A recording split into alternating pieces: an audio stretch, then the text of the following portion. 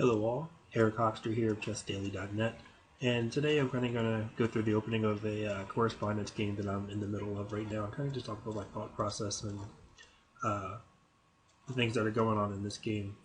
I kind of started out on I guess a bad start. We're only a few moves in.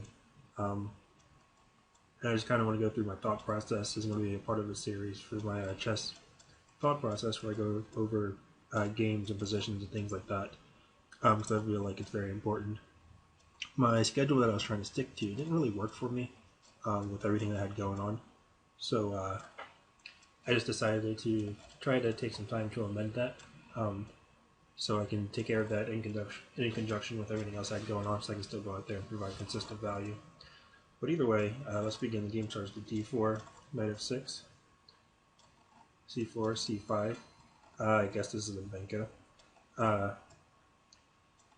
Or a Benoni, I guess. But I tried playing it like I guess like a Slav or something. Even though it wasn't, it would rather be c6 than c5, obviously.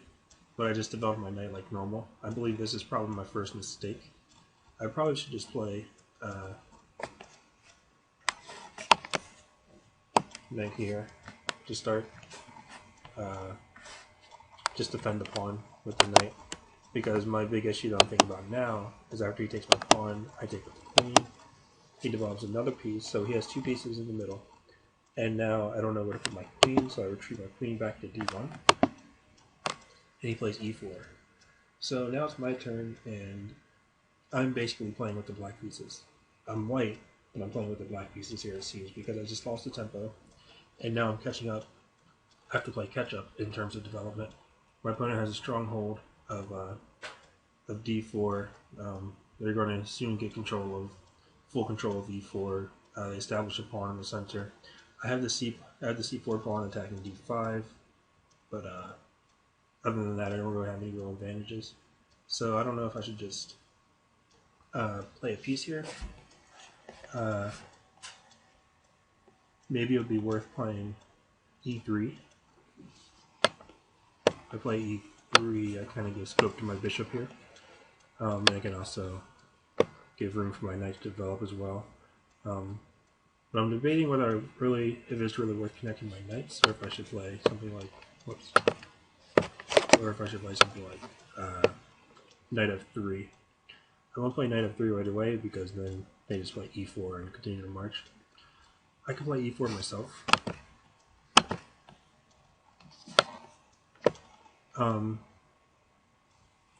But I don't see how that's valuable to me right now.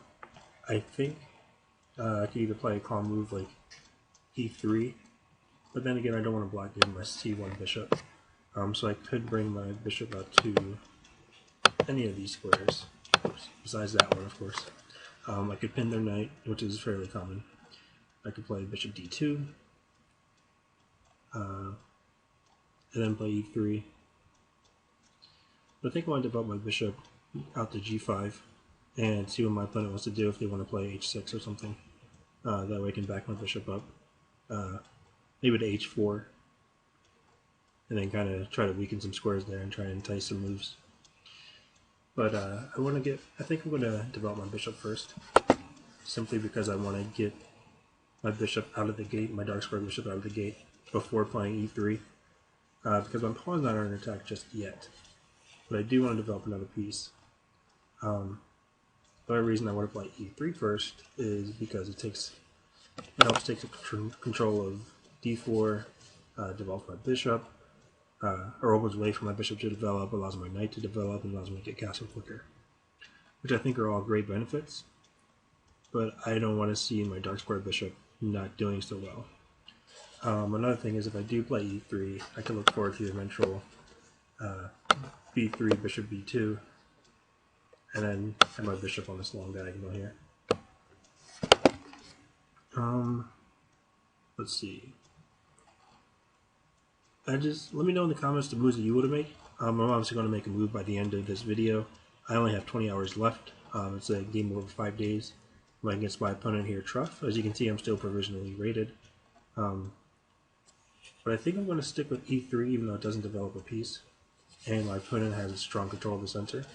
E3 does help me take control of these dark squares, and if I continue with my plan of keeping this lane open for my light square bishop, playing b3, playing bishop b2, and start to really try to take control of the center that way, I think it'll be beneficial. If I play e3, what if my opponent plays d5? Pawn takes, knight takes.